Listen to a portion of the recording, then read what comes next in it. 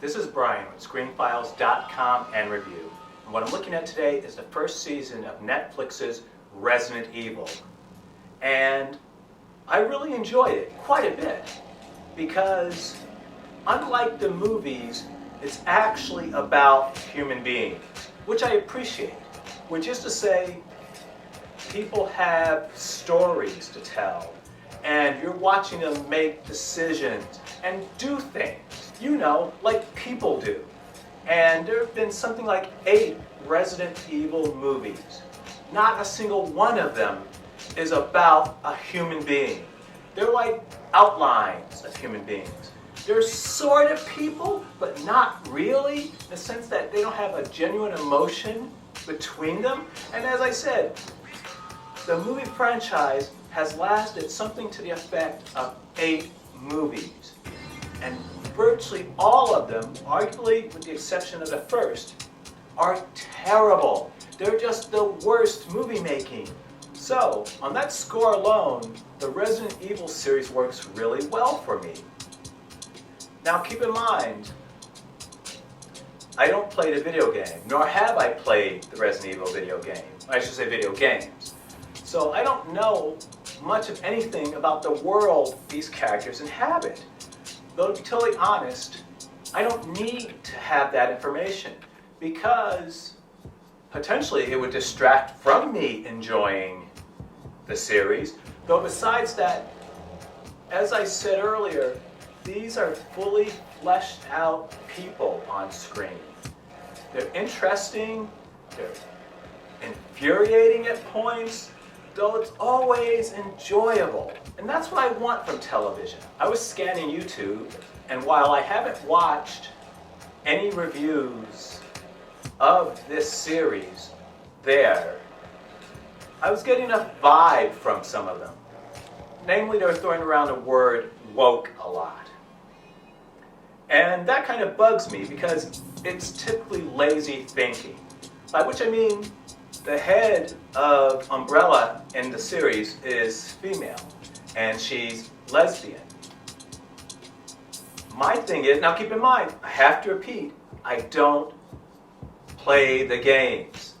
Whether this woman exists within the world of Resident Evil or not, I have no idea. But as I also said, it's not relevant to me. I honestly don't care. The idea that she's in a lesbian relationship, is it really any different really from a male-female relationship in the context of someone loves someone else? As far as I'm concerned, it isn't. Therefore, I don't care. It doesn't affect my liking it one way or the other. It's just a fact of these 2 characters' lives. So, it doesn't bother me. Though it also goes to very interesting places, and that I found really engaging. And speaking of wokeness, I do know that there's a character named Albert Wesker who appeared in the Resident Evil movies. And he's not a character there, he just pops up. But if you're looking for accuracy as in the video games, it is the case. As in, he does appear in the video games as well. In Resident Evil the series, though this time he's played by Lance Reddick, a black man. And Lance Reddick is great. He is awesome in this role. Now, like in the case of the sexual proclivities of the head of Umbrella, why is it relevant that Albert Wesker be white? As far as I can tell, it's not. There is nothing about the character where that has any relevance at all. So, if he's replaced by a black person, or a Korean person, or whatever person, or even a woman, I don't think it matters too much, personally. And as I said, Lance Reddick is great. Though to the story, it opens in the future, and the T-virus has created zombies. And a woman is studying these zombies, and we come to learn that she believes they're evolving.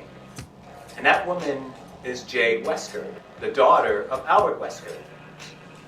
And the movie jumps back and forth between the past, when Jade and her sister Billy were children, and the future, where Jade is trying to work to understand these zombies who seem to be changing.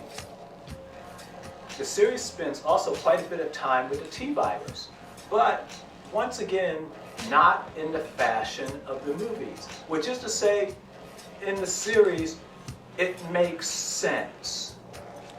The series takes place in New Raccoon City because the first Raccoon City was destroyed.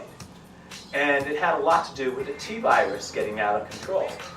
Umbrella now thinks that they can mitigate those errors and continue with the development of products based upon the T-virus, where their explorations into the T-virus spun off from.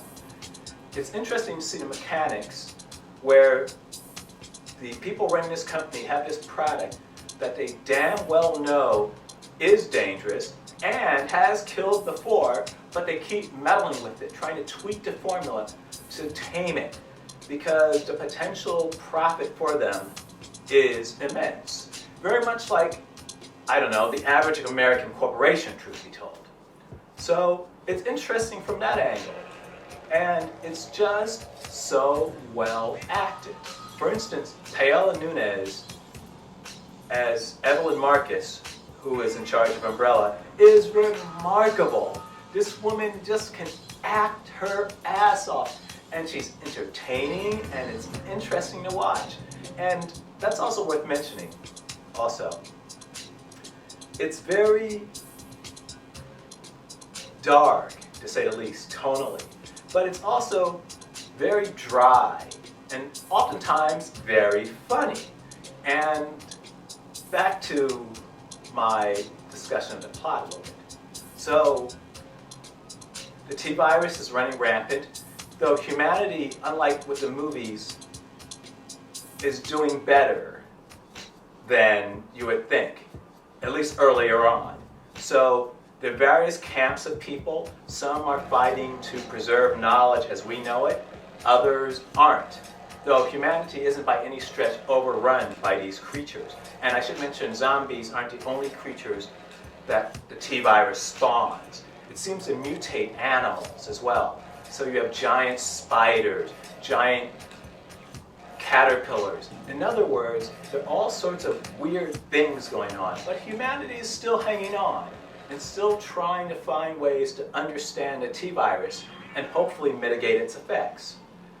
It's a really good watch. It comes in at 8 episodes, which is fine. That's not a bad number. Personally, I prefer shows not to have any more than 6, but 8 is okay. Any more than that, I think they're pushing it. But Resident Evil is pretty damn entertaining. And if you're more faithful to the video games, you might have a problem with that. I don't deny it for a second. And I don't mean to underplay it, because, for instance, I tend to be more of a fan of Marvel than most other franchises. So, though if you started casting some of my favorite characters in very untraditional ways, that would really bother me. So I can understand the logic of people who are really heavy into the games, seeing what they're doing with Resident Evil, and perhaps not enjoying it. I get that, and I can see where they're coming from with that. But at the same time, it's well acted. It's got great FX. In fact, the FX, special effects, of this series is better than anything I've seen in the movies. Now keep in mind, most of the creatures are shown sparingly. As I said, it's 8 episodes. And each episode is not filled to bursting with CGI monstrosities. They are present, but a lot of the effects are practical, and oftentimes you're dealing with zombies, though there are more exotic type creatures in this series. And it just works really well. I can't speak for anyone but myself, but I really enjoyed Resident Evil, the first season, which is on Netflix. Now what do you think? This is Brian with ScreenFiles.com and Review. If you agree, disagree, let me know down below. And as usual, you consider a like or a follow.